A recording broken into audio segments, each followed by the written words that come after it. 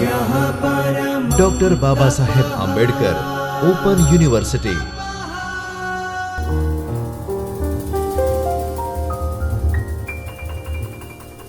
नमस्कार विद्यार्थी मित्रों, डॉक्टर बाबा साहब आंबेडकर ओपन यूनिवर्सिटी के चैतन्य स्टूडियो से मैं Shyam Murli Manohar Pandey, assistant professor political science, आप सभी का हार्दिक स्वागत एवं अभिनंदन करता हूं। विद्यार्थी मित्रों, आज हम चर्चा करेंगे दक्षिण एशिया में सरकार अने राजनीति, ब्लॉक 4, यूनिट 13, और आज का टॉपिक होगा बांग्लादेश नी विदेश नीति और पार्ट 4 इसका। इस अध्याय के साथ, इस लेक्चर के साथ हम इस बांग्लादेश की विदेश नीति टॉपिक को यहाँ पूर्ण करेंगे।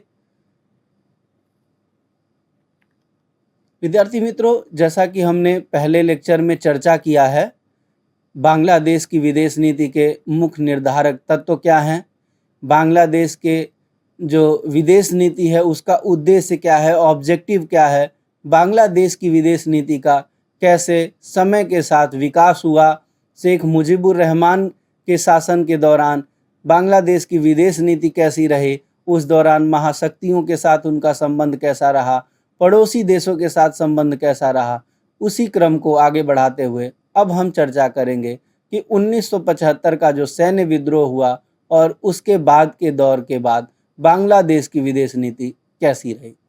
बांग्लादेश स्वतंत्रता के बाद एक गंभीर सामाजिक, आर्थिक, राजनीतिक संकटों से गुजर रहा था, क्योंकि बांग्लादेश बनने में एक लंबी प्रक्रिया रही। जब पश्चिमी पाकिस्तान उस वक्त के पूर्वी पाकिस्तान में एक जो उर्दू भाषा को थोप रहा था, बांग्ला भाषी बांग्लादेशी जो लोग थे उनकी अस्मिता को चैलेंज कर रहा था, उनकी आइडेंटिटी को चैलेंज कर रहा था। जो एक राजनीतिक संकट पूर्वी पाकिस्तान में उभरा, जो आज का बांग्लादेश है, कि वहाँ पर एक मेजॉरिटी में जीतने के बाद भी शेख मुजीबुर रहमान को सरकार बनाने से रोका जा रहा था। तो ये सारी जो परिस्थितियाँ थी वो बांग्लादेश की आज़ादी में एक अहम कड़ी रही हैं, और उसके बाद जो विदेश नीति का निर्माण हुआ उसमें इनका झलक भी देखने को मिलता है। शेख मुजीब जो सरकार थी मुजीबुर रहमान की, उन पर हमेशा से भारत और सोवियत संघ के प्रभाव में रहने का आरोप लगाया गया, और हम देखते हैं कि उस वक्त जो मौलाना भसानी और मोहम्मद तोहा जैसे बांग्लादेशी नेता थे, उनको वो चीन समर्थक जो नेता थे, उन्होंने बांग्लादेश में भारत विरोधी वातावरण माहौल को तैयार किया, क्योंकि बांग्लादेश की जो निकटता थी वह भारत के साथ थी, सोवियत संघ के साथ थी, और उस दौरान जो एक अमेरिका, पाकिस्तान और चाइना की जो एक धुरी थी, एक जो नेक्सस थी, वह इस चीज़ को नहीं पचा पा रही थी। अवामी लीग के भी भीतर गुटबाजी बढ़ने लगी, और जो गुट थे वह सरकार के विरोध में सक्रिय हो उठे। जो एक दलीय शासन थी उस वक्त की, जो भ्रष्टाचार था, सेना में जो पक्षपातपूर्ण पदोन्नति की गई, प्रमोशन किया गया, और जो नापसंद उनके अधिकारी थे, सैन्य अधिकारी थे, उनको बर्खास्त जो किया गया।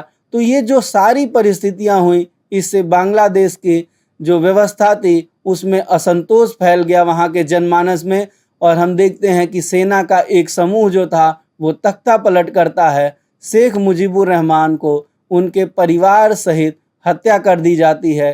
केवल उनकी 2 बेटियां जो उस वक्त विदेश में थी, उनको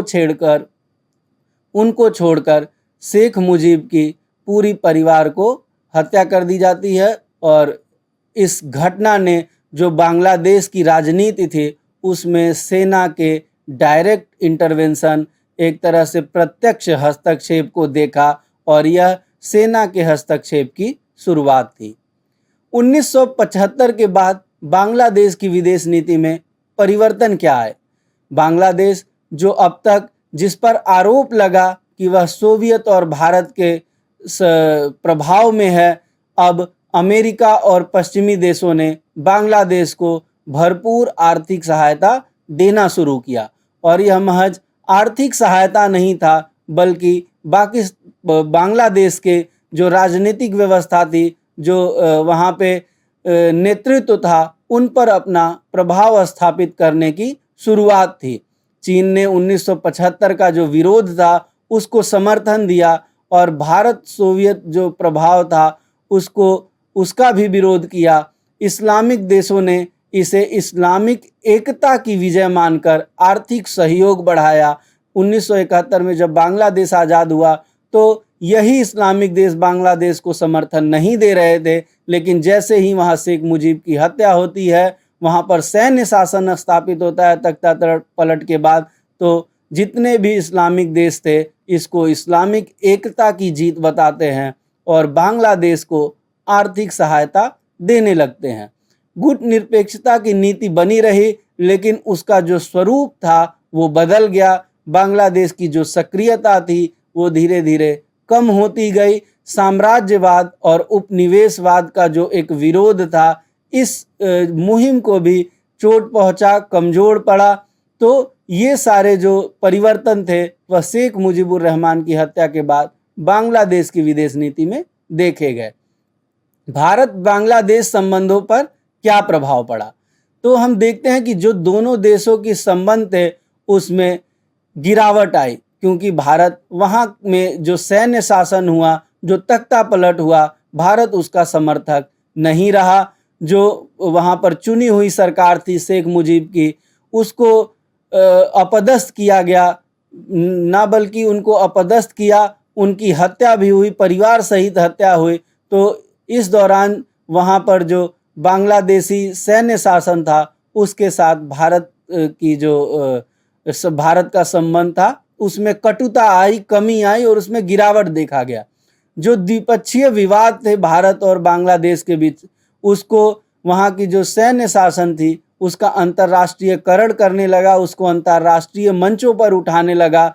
हालांकि इसका बहुत प्रभाव नहीं पड़ा और भारत की जो नीतियाँ थी उसको बांग्लादेश की तरफ से एक्सपेंशनिस्ट, विस्तारवादी और युद्धोन्मुख, युद्ध की तरफ अग्रसर होने वाला बताया जाने लगा। जबकि हम देखते हैं कि भारत ही बांग्लादेश के उदय होने में एक महत्वपूर्ण भूमिका निभाता है, लेकिन 4 साल बाद की ही परिस्थितियां ऐसी बदली कि बांग्लादेश की जो सैन्य शासन थी वह भारत को युद्धोन्मुख और विस्तारवादी बताने लगा। आगे चलकर जियाउर रहमान और एचएम इरशाद के सैन्य शासन का उदय हुआ। अब हम चर्चा करेंगे जियाउर रहमान की विदेश नीति का, जो 1975 से 81 तक रहा। तो जो सैन्य शासन की वैधता थी उसको स्थापित करना उसके विदेश नीति का एक मुख्य उद्देश्य था और इसके समर्थन का जो आधार था वो पाकिस्तानी समर्थक और सांप्रदायिक तत्वों का समर्थन मिलना। इसी तरह जो चीन समर्थक अति वामपंथी समूह थे उनका भी इसे समर्थन प्राप्त था और भारत को विस्तारवादी शक्ति के रूप में पूरे जो वैश्विक पटल पे प्रस्तुत किया जाने लगा।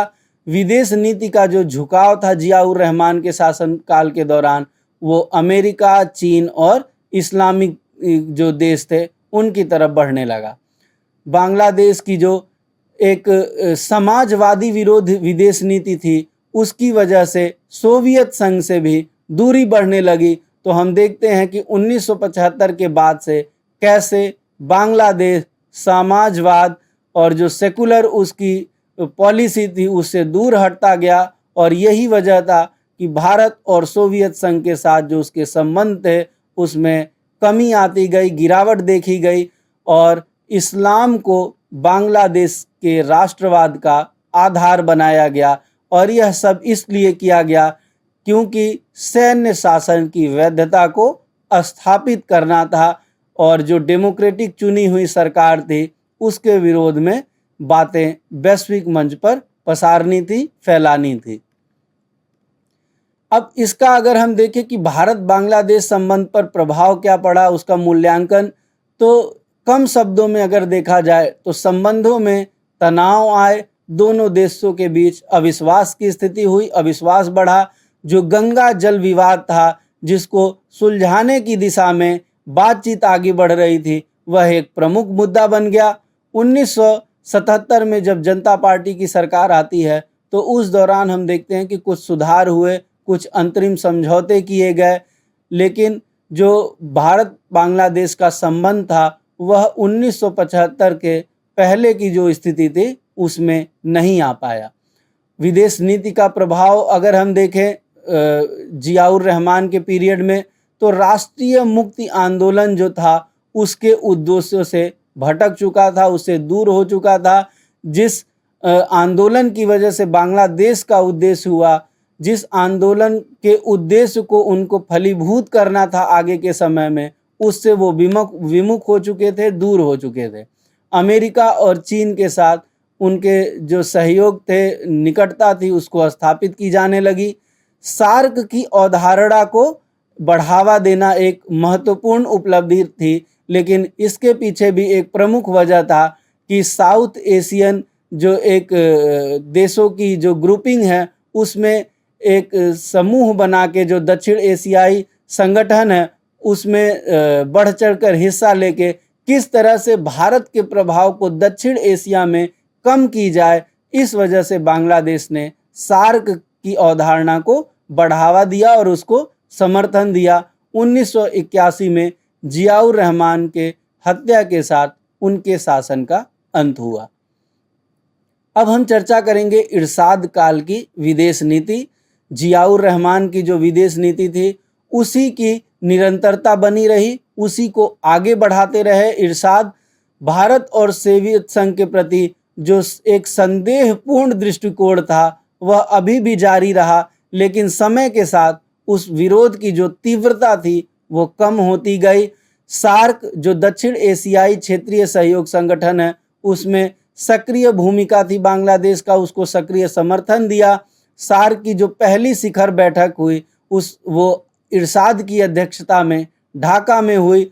इस दौरान भारत और बांग्लादेश के संबंधों में कुछ सुधार देखने को मिला। गंगा जल विवाद बना रहा, परंतु 3 बीघा कॉरिडोर जो समझौता था उस दौरान वह एक महत्वपूर्ण उपलब्धि दोनों देशों के लिए रहा। 1992 में भारत ने 3 बीघा जो भूमि था वो बांग्लादेश को अस्थाई पट्टे पर दी। चीन और अमेरिका से आर्थिक और सैन्य सहायता जो प्राप्त करने का प्रयास था वह इरशाद काल में भी जारी रहा। इस्लाम को राजनीतिक साधन, पॉलिटिकल टूल के रूप में अधिक महत्व दिया गया, क्योंकि शासन में बने रहने के लिए उस वक्त के जो पॉलिटिकल लीडर्स थे वह उनकी ज़रूरत बन गई कि किस तरह इस्लाम को पॉलिटिसाइज किया जाए और वहाँ की शासन व्यवस्था में अपने रेलेवेंस को, अपनी प्रासंगिकता को बनाया जाए। तो इरशाद काल की विदेश नीति में हम देखें तो जो जियाउर रहमान की विदेश नीति थी उसकी निरंतरता रही और उसी निरंतरता के साथ आगे बढ़ते हुए इसी कालखंड में बांग्लादेश एक इस्लामिक राष्ट्र के रूप में उभरा, सामने आया। लोकतांत्रिक आंदोलनों के दमन के कारण जो जनता थी और जो वहाँ विद्रोह की भावना जनता में उत्पन्न हुई, विरोध की भावना उत्पन्न हुई, और जो पश्चिमी देश थे वो भी बांग्लादेश की आलोचना करने लगे। और इस तरह के व्यापक जन आंदोलन के बाद 1990 में इरशाद को बांग्लादेश की शासन सत्ता को छोड़नी पड़ी। अंतर्राष्ट्रीय राजनीति में बांग्लादेश की भूमिका की चर्चा करते हैं। बांग्लादेश सार्क की अवधारणा को आगे बढ़ाने में महत्वपूर्ण योगदान दिया। इसके पीछे भी बांग्लादेश की जो एक नीति थी, जो बांग्लादेश की इच्छा थी कि किस तरह दक्षिण एशिया के क्षेत्र में भारत के उभार को बैलेंस किया जाए पाकिस्तान के साथ या अन्य दक्षिण एशियाई देशों के साथ। भारत के साथ जो उसका विवाद था वह अवैध प्रवासन, जो इलीगल माइग्रेशन था, जो चकमा ट्राइब्स का समस्या था, और गंगा जल विवाद, यह प्रमुख रहा। सैन्य शासन और भारत विरोधी जो प्रचार थे बांग्लादेश में, उससे संबंध में कटुता रही, तनाव बना रहा। इस दौरान दोनों के संबंध कभी इस स्तर पर नहीं गए जहां पर बातचीत की स्थिति भी ना हो, पर इन सब में दोनों देशों ने एक बातचीत का रास्ता जो था वह खुला रखा। सैन्य शासन और भारत विरोधी प्रचार से इनके बीच में संबंधों में तनाव था, पाकिस्तान के साथ जो बिहारी मुस्लिम शरणार्थी समस्या थी वह बनी रही। इसी प्रकार म्यांमार से आए जो शरणार्थी थे उनकी भी चुनौती बांग्लादेश के लिए थी। दक्षिण अफ्रीका में जो रंग भेद था उसके विरोध को और फिलिस्तीन को बांग्लादेश की तरफ से समर्थन मिला। खाड़ी युद्ध में सऊदी अरब को समर्थन बांग्लादेश की तरफ से दिया गया। संयुक्त राष्ट्र में जो भारत विरोधी मुद्दा थे जिसको बांग्लादेश की तरफ से उठाया जाता रहा था, जिसका अंतर्राष्ट्रीयकरण करने का जो बांग्लादेश का प्रयास था वह असफल रहा। अब उपसंहार कंक्लूजन के साथ हम इस अध्याय को पूर्ण करेंगे। अगर बांग्लादेश की विदेश नीति को एक तरह से समराइज किया जाए तो जो प्रारंभिक विदेश नीति थी वह बांग्लादेश का जो राष्ट्रीय आंदोलन था, जो उनके स्वतंत्रता का आंदोलन था, उसके आदर्शों पर आधारित थी। सैन्य शासन के बाद जो बदलाव देखने को मिला उसमें भारत विरोध नजर आया, सोवियत संघ विरोध नजर आया और इस्लामिक आइडेंटिटी थी, जो इस्लामिक पहचान था, उस पर ज़्यादा जोर दिया गया। अमेरिका और पश्चिमी सहायता पर बांग्लादेश की निर्भरता बढ़ी और इसी प्रकार पश्चिमी देश और अमेरिका भी बांग्लादेश की राजनीतिक व्यवस्था में हस्तक्षेप करना शुरू किए। लोकतंत्र की जब पुनर्स्थापना बांग्लादेश में होती है तो ऐसे में भारत के साथ संबंधों में भी संबंध सुधारने का अवसर बनता है और सुधार नज़र भी आता है। जो बदलता वैश्विक परिदृश्य था, ऐसे में शांति और क्षेत्रीय सहयोग की संभावनाएं बढ़ती नजर आती हैं। विद्यार्थी मित्रों, आज के इस लेक्चर में इतना ही। हम फिर मिलेंगे फिर किसी नए विषय के साथ। तब तक के लिए नमस्कार, धन्यवाद। स्वाध्यायः परमः